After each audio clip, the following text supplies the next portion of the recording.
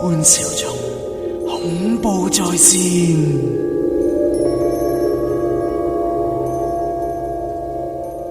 今晚啊，正正就係25號啦。咁啊，其實今晚大家都可能已經出去玩啊，定係點啦？普天同慶啊！普天同慶啊！咁啊，如果喺屋企一路睇住節目嘅、支持住嘅，都多謝晒嘅。咁希望呢個半小時裏邊啦，即係可以傾下啲唔同嘅話題啦。係啊，因為一嚟到恐怖在線嘅説話咧，我哋就唔講靈異嘢噶啦嘛。即係逢親一度啲大時大節就冇㗎啦，恐怖在線。係啊，咁啊改變咗啲可能係 high 邊少少啦，玄學風水嘢咁樣啦。咁啊，大家都係習慣咗，即係咁多年嘅做法都係咁樣啦。咁啊，今年就有阿國師喺度啦，真係講下啦。喂，香港將踏入2015年啦，會發生啲咩事啦？大家最留心就係嗰啲政治上邊先啦嚇。會唔會再次有啲咩佔中發生咁樣？你估係？係啊，咁咧我之前上呢個節目咧就已經起過咧下年嘅立春八字嘅盤㗎啦。係。咁咧其實下年嘅立春八字嘅話咧，其實乙未年戊寅月辛亥日就隔午時嘅。咁我嚟緊咧就會可能從唔同嘅各方面咧講一講香港嘅各方面嘅運程啦。咁首先咧，不如講一講關於大家最想留意嘅就係政治情況。係啊。咁其實咧下年咧政治情況咧仍然都係好唔穩定嘅。因為一咧，成個八字嚟講咧，我哋叫做有啲嘅木土交戰啊。其實咧，世間上萬事萬物咧都有個五行嘅嘢喺度嘅，而土咧就代表一啲嘅權利嘅架構。你木克土嘅話咧，其實即係話個權利架構下年嚟緊咧會嗰個嘅政府會容易有啲架構上面嘅轉變或者係變動，亦都容易不穩。會唔會有人事轉變？會有人事轉變，真係。咁另一方面咧，亦都會出現一啲醜聞嘅情況。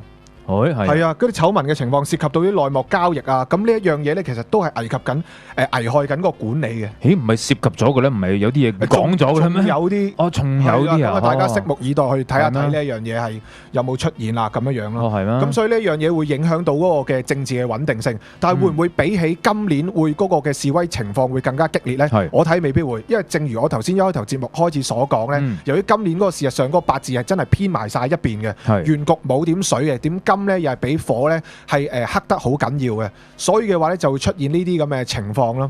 咁所以嘅話咧嚟緊呢一年咧個政府其實都係容易比較唔穩定，但係就未必去到2014年咁大件事咯。即係未必再會發生咁大型嘅示威活動咁樣。係啊 ，OK， 因為我覺得如果從理性嘅分析都係嘅，因為做就做咗啦，就2個幾月啦，係咪先？咁應該佢下一波嘅説話就唔會再做翻同一樣嘢啊嘛。再嚟多個就個機會啊比較細啲咯。冇錯啦。同埋另一方面咧，其實我哋每一年咧都有一個咧叫做直連卦嘅，咩意思咧？即係咧其實我哋有中國嘅術數其實嚟自於一個嘅叫易經嘅。係易經咧當中咧有一個嘅每一年都有一個嘅卦咧，咁下年2015年咧我哋叫做風雷益。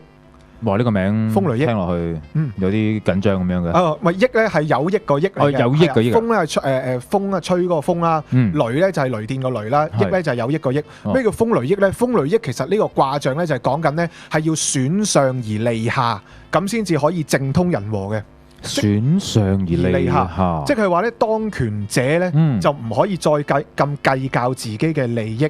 你不妨咧要蝕底少少，做一啲有利於民生嘅政策各樣嘢咧，咁先至可以保持到成年運勢嘅順暢咯。但係呢件事，佢哋要信你所講呢套嘢，佢先做嘅啫，係咪先？佢未必會信呢件事，係咪選自己喎？所以國師都係個綽號嚟嘅啫，都未請到我啊。係啊，咁所以話呢一樣嘢係作為一種嘅勸誡勸勉。勸告。本身易經咧就係其實講緊一啲政治一啲嘅各樣嘅唔同嘅情況嘅。咁其實下年嚟緊呢個風雷益嘅話，其實係一種嘅預警咁樣樣咯。